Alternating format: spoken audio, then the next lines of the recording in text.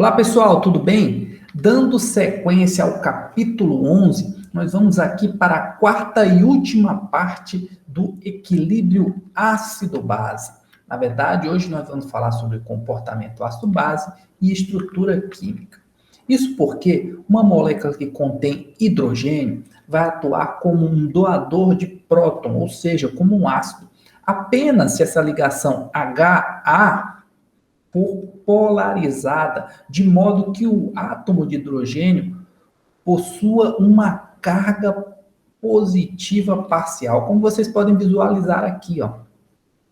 Para que ele doe esse próton, deve haver aqui uma certa atração dos elétrons por parte dessa espécie genérica A, dando uma carga parcial positiva aos hidrogênios. Um segundo fator que ajuda a determinar se uma molécula que contém uma ligação HA doará um próton é a força da ligação. Ligações fortes são quebradas com menos facilidade do que ligações mais fracas. A polaridade de ligação é o fator determinante da acidez para ácidos binários, ácido do tipo HA, quando A representa membros do mesmo período. Assim, a acidez aumenta à medida que a eletronegatividade do elemento A aumenta. Lembrando, quando A representa membros do mesmo período. O que geralmente ocorre quando nos deslocamos da esquerda para a direita em um período. Para exemplificar isso, a figura de 16.18 traz a tendência da força do ácido para hidretos binários do segundo e terceiro período. Observe que a força ácida aumenta da esquerda para a direita e de cima para baixo, tá bom? Consequentemente, o HBr é o ácido mais forte e o metano nem ácido nem base. Muitos ácidos comuns, como o ácido sulfúrico, H2SO4, contém uma ou mais ligações OH. No caso do ácido sulfúrico, ele vai ter duas ligações OH.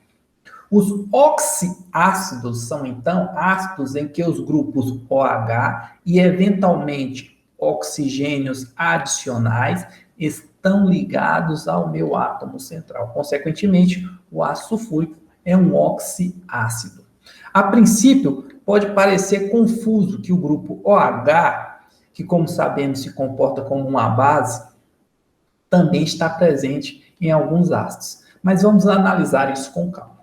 Considere um grupo OH ligado a um átomo Y, que pode, por sua vez, estar ligado a outros grupos. Geralmente, à medida que a eletronegatividade de Y aumenta, a acidez da substância também aumenta, porque há um maior deslocamento da nuvem eletrônica para próximo de Y, esse H sai então com mais facilidade.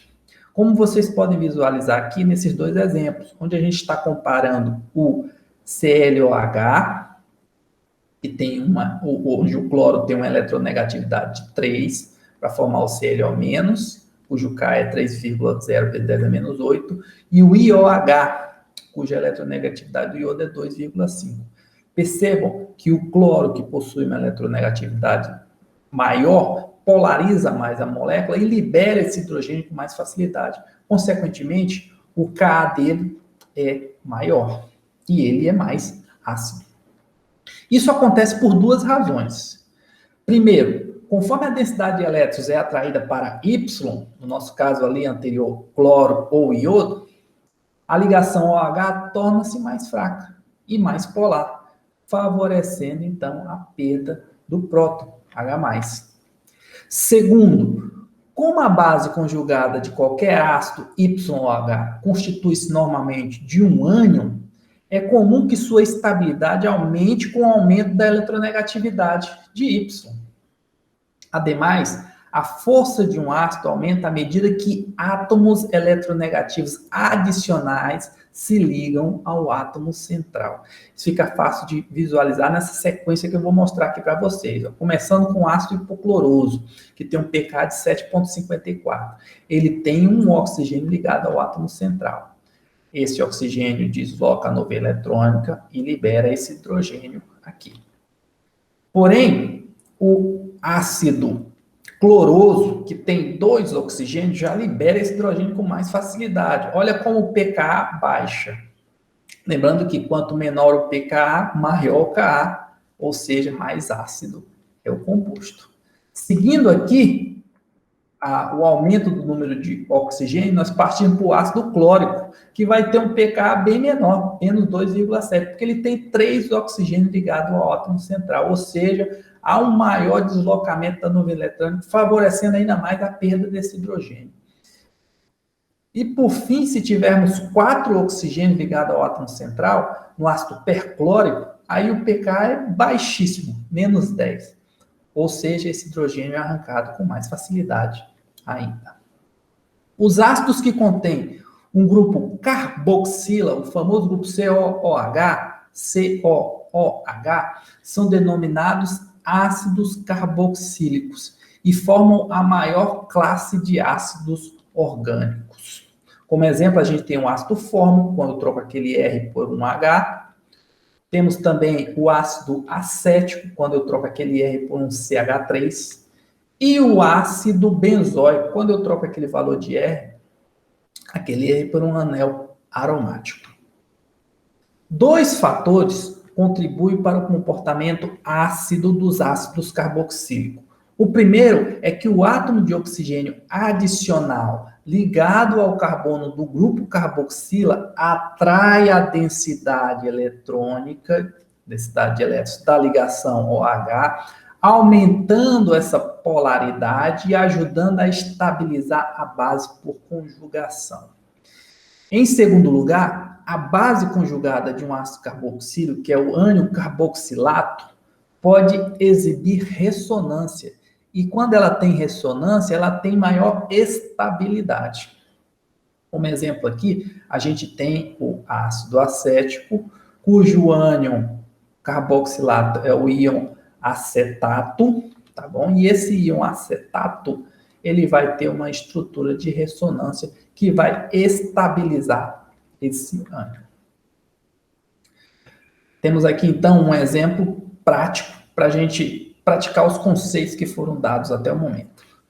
Dispõe, então, os compostos de cada série em ordem crescente de força ácida. Na série A, nós temos a SH3, HBr, KH, H2SE. E na série B, H2SO4, H2SeO3, H2SeO4. Começando aqui pela série A, todas as substâncias dessa série, você pode observar que são compostos binários, tá bom? Contendo hidrogênio.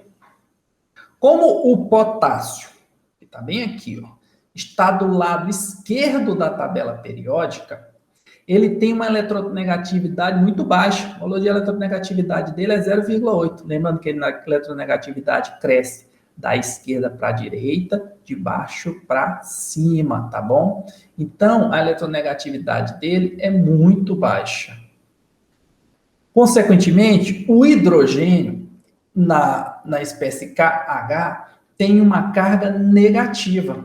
Assim, KH deve ser o composto menos ácido dentre os demais da série, ou seja, o composto mais básico.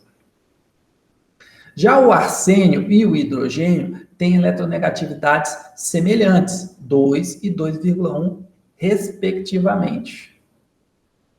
Isso significa que a ligação arsênio-hidrogênio é apolar. Se as eletronegatividades são semelhantes, não há uma tendência de deslocamento da nuvem eletrônica, ou seja, essa ligação é praticamente apolar. Assim, o ASH3 tem pouca tendência para doar um próton em solução aquosa. Já a eletronegatividade do selênio, aqui no H2SE, é 2,4. E a do bromo, no HBr, é 2,8. Consequentemente, a ligação HBr é muito mais polar que a ligação HSE. E o HBr tem uma mais tendência para doar o próton, ou seja, ele é mais ácido.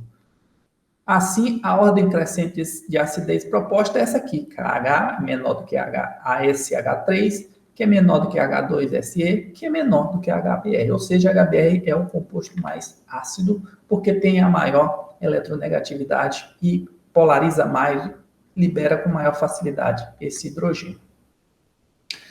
Já na série B, nós temos que todos são oxiácidos.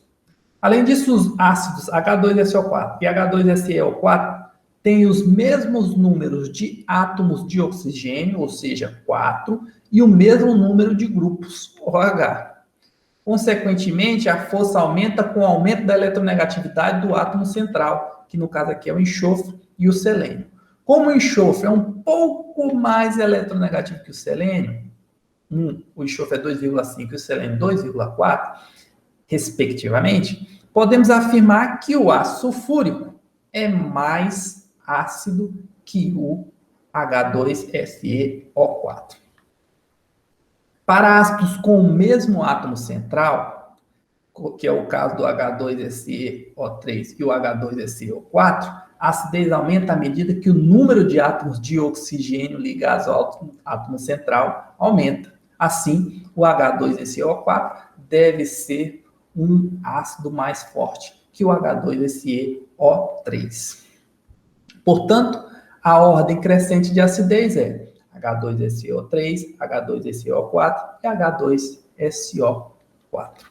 Para finalizar essa aula, nós falaremos de uma outra teoria ácido-base mais abrangente, que foi proposta em 1923 por esse cidadão aqui, o Gilbert Newton Lewis, a teoria ácido-base de Lewis, que diz que um ácido de Lewis é um aceptor de par de elétrons e uma base de Lewis é um doador de par de elétrons. Ou seja, Lewis propôs uma definição mais geral de ácido e base que ressalta o par de elétrons compartilhados. Na teoria de Lewis, no entanto, uma base pode doar o seu par de elétrons a uma espécie química diferente do H+. Portanto, a definição de Lewis aumenta bastante o número de espécies que podem ser consideradas ácidos. Em outras palavras, H+ é um ácido de Lewis, mas não é o único. Podem existir outros. A vantagem da definição de Lewis para ácido e base é que ela nos permite tratar uma ampla variedade de reações, incluindo as que envolvem transferência de prótons, como reações ácido-base. Ácido de Lewis inclui moléculas que têm um octeto incompleto, por exemplo. Além disso, muitos cátions simples podem atuar como ácidos de Lewis. Como exemplo inicial aqui, nós temos a amônia, que é um ácido de Lewis, porque ela doa um par de elétrons para o hidrogênio para formar essa espécie aqui, o íon amônio, tá bom? Quem recebe o par de elétrons é o ácido, quem doa é a base. Se pegarmos agora a amônia reagindo com o composto BF3, que tem octeto incompleto, temos então novamente a amônia como base de Lewis, doa um par de elétrons, e quem recebe é o ácido de Lewis, ou BF3, formando essa espécie aqui. E por fim, um cátion também atua como ácido de Lewis, porque é o receptor de pares de elétrons dessa base de Lewis aqui, um composto iônico, tá bom? Para formar o complexo hexaciano-ferrato. Como dica final aqui para vocês, eu tenho essa videoanimação que apresenta as principais teorias ácido-base. Aqui nós vamos apresentar a teoria de Arrhenius, a teoria de Bronsted-Lowry e a teoria de Lewis, a partir de uma videoanimação bem lúdica. Vale a pena conferir. Eu também deixo aqui para vocês essa aula inicial que eu dou no curso de Química Analítica Avançada, mas nessa aula inicial eu faço uma revisão das principais teorias ácido-base. Também é bem interessante vocês darem uma olhada para saber um pouco mais da teoria de Lewis, Arrhenius e Bronsted-Lowry, além de outras, tá bom? Bem, pessoal, essa foi então nossa última videoaula sobre o capítulo 11, equilíbrio ácido-base. E para fechar, temos aqui a atividade assíncrona número 10, que deve ser entregue preterivelmente até as 23h55 do dia 18 de julho. Desejo a todos, então, uma ótima semana e até a próxima videoaula. Até lá!